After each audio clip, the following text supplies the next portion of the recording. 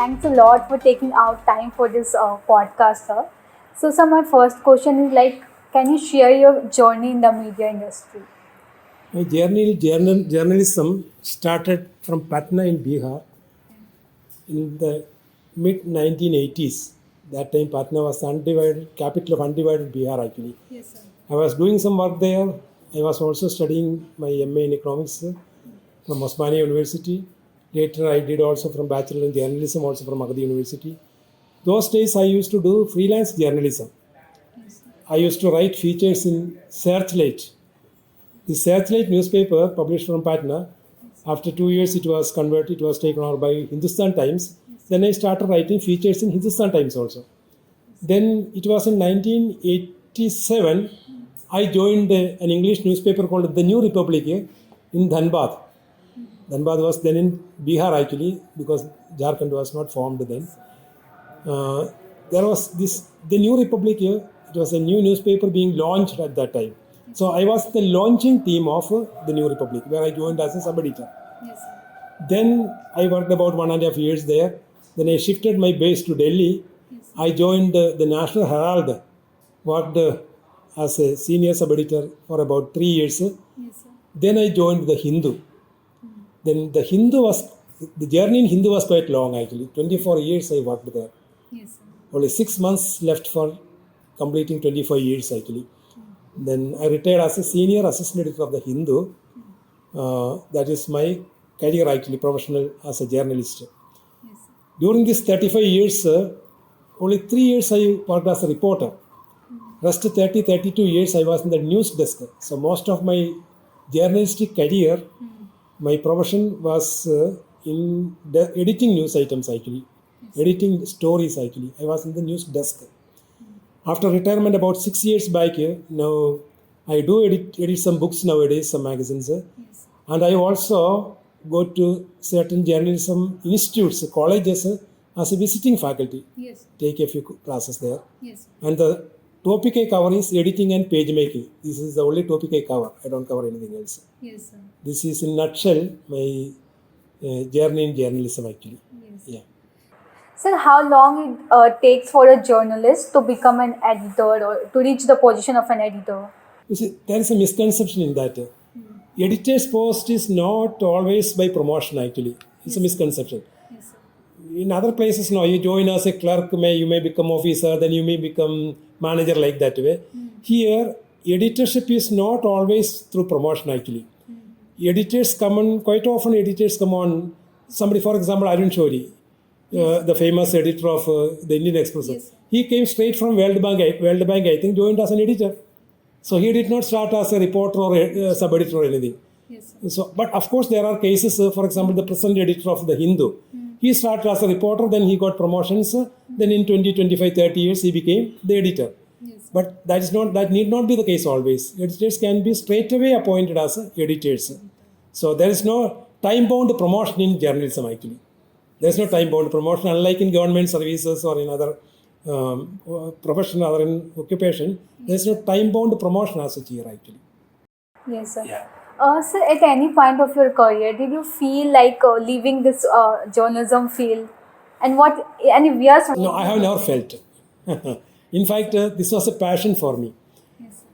What inspired me, if you ask me what inspired me to become a journalist, you see, from my early childhood, of course, now reading habit is slowly disappearing now.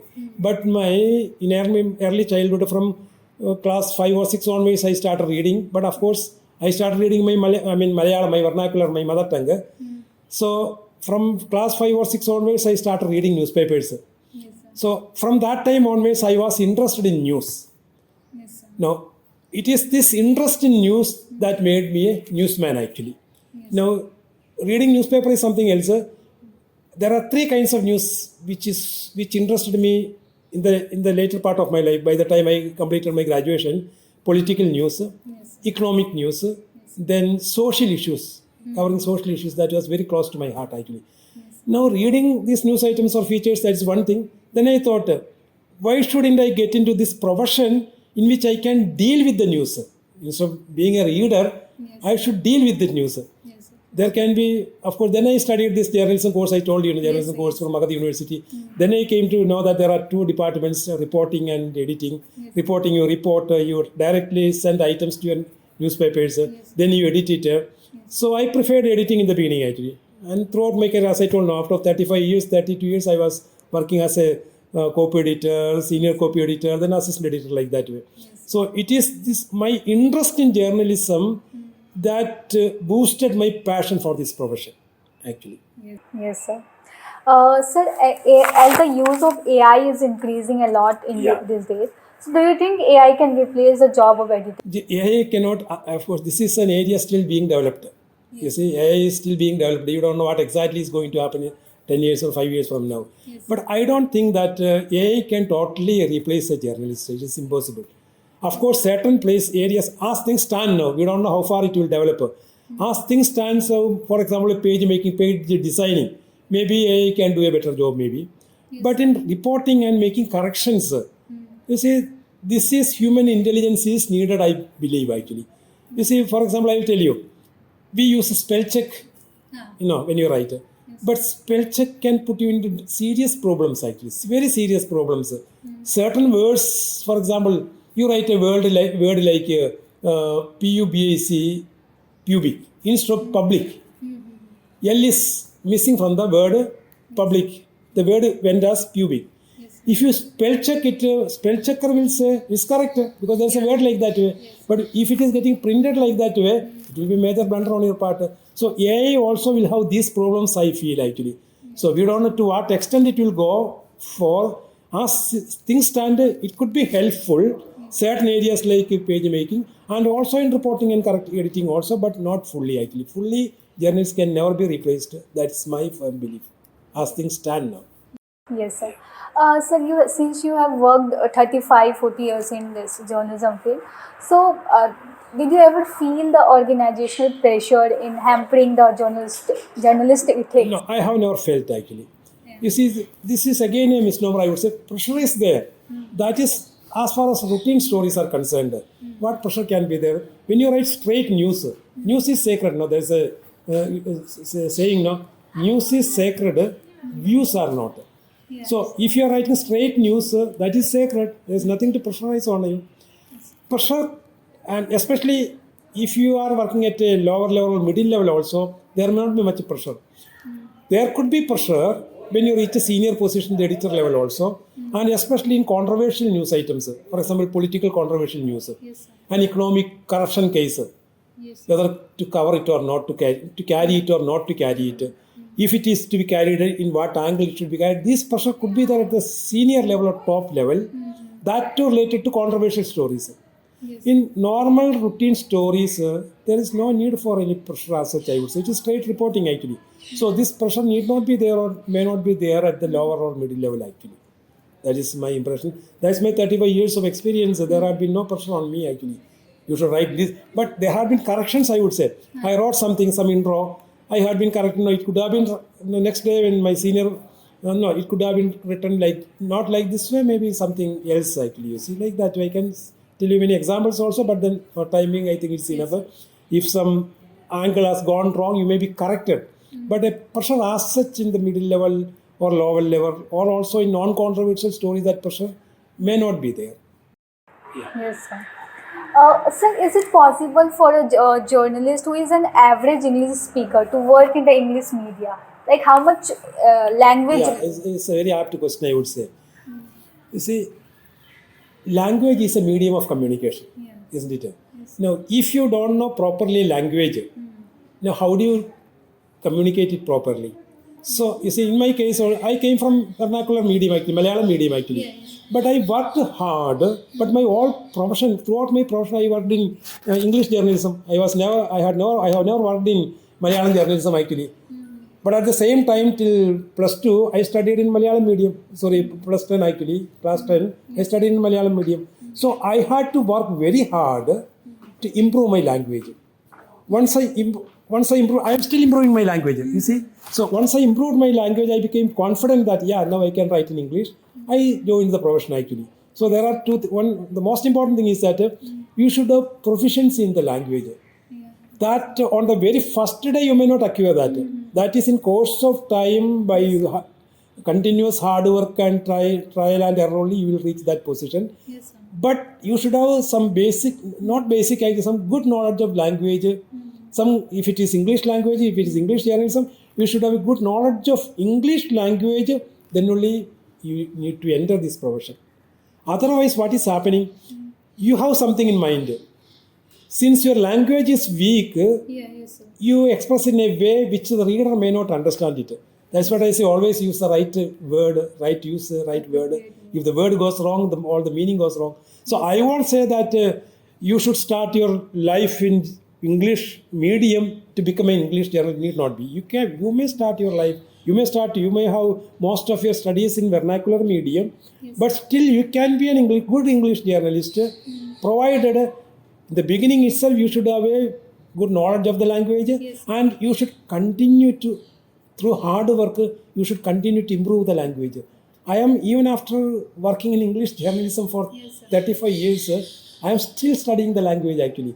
English language, you see, one word you can have 10 different meanings, and all 10 meaning. English dictionary has got a few lakhs words. All words you don't learn it actually. All the prepositions and usages you don't learn it in one go. So it's a continuous process. So I won't say that vernacular medium is a bar in joining English language newspaper, but you have to do hard work in doing English journalism actually. Yes, sir. So 3 mistakes a journalist or editor should never make in their career. One mistake is using the wrong language actually. Yes, sir. Understood. Using wrong words, not apt words. Second is writing complex sentences. Write simple. I always tell nowadays in the classrooms, in journalism classrooms, I tell always my students, start using simple language, simple sentences. Yes. Yeah. In my book in editing, I have done a study also. I said that in that I have written that an average sentence should not have more than 30-35 words. Yes, sir. If you write 80 word sentence, there is every chance that you may go wrong. Yes. So it is always use short sentences, simple sentences. That's the beginning. Later, when you become a senior journalist, a columnist like that, you may be able to use complex sentences without mistake. Yes. But initially, as a budding journalist, if you start writing complex sentences, chances are that you may commit more mistakes. So the most important thing is that use simple language. Moreover, simple languages are easy for the readers to understand. Yes, sir. If you use complex long sentences, you are in a way punishing your reader actually. Yeah. Instead of helping them to understand things, you are punishing them. So that is second most important thing actually. Yes, I would like to tell me. Yeah. Yes, sir. And third one, sir. Third one is that don't have bias in your writing. That's also equally important. Yes, sir. Never. You may have your ideology. Yeah. You may have your perception about something. Yes, sir. That when you start writing a copy, keep it at home, I would say. Yeah. Keep it. Don't bring it in your copy actually. Copy, especially when I am not talking about the views. Views, your ideology may be reflected in that. And if the editor wants, he may use it or he may not use it. That's a different thing. I am talking about the news items, news stories actually. When you write a news story, a report, a news item, let it be straight. Whatever has happened, whatever you have seen, whatever you have heard, whatever you have discussed with others, let that reflected in the stories. Yes. Let your prejudices, let your bias don't get reflected. That's a very important thing actually. And even though I said it at the third point, is the most important point I would say. Yes. Don't bring your bias and prejudice into your news reports. Yes. Yeah. So your final message to the budding journalist of IMC. It's the same thing. This is 3 things I discussed just now actually. Yes. In fact, the budding journalists, the journalism students are going to start their career as a junior reporter or a sub-editor or that's one of those junior levels only. Yes, sir. So if they don't write a simple sentence, if they don't write whichever be the language, they may be writing in English or Hindi or whichever be the language, they should use a language which is understood by the average reader. Yes. You see, you don't write for yourself. You write for your reader. Yeah. And who are your readers? They are not above average people. They are average mortals. They are average mortals actually. If you are writing for a specialized magazine, a law journal, or a health magazine. Like that, you can use some of the difficult words or jargons. So use simple words only. There's always a belief that if you use some bombastic words, you are a good writer. Bombastic word never makes you a good reporter actually. Simple words, but at the same time, you can use some good idioms, good phrases. You can refine your language. You see, you can always refine your language. You can use good words. I said no, always learn good idioms and good phrases. That will improve your language. But simply because to impress readers, for the sake of impressing readers, if you write bombastic words, it is a wrong thing. So never go for that. Second thing, go to the field. Journalism reports, news are in the field actually. Armchair journalism is no journalism. Of course, my beginning period when I started as a reporter or freelance journalism, we were always in the field to write. If you don't go to the field, you don't get the flavor from the field. So I would say the students of IAMC, go to the field, talk to the people, see what is happening there. Come back, get back to your laptop, sit in front of it and write it. That's the most important thing. Yes, sir. Thank you so much, sir. Thank you so much for your valuable time, sir. Yeah, thank you. Thanks a lot for giving me this opportunity to tell some of my views on this issue. Thank you, sir. Thank you.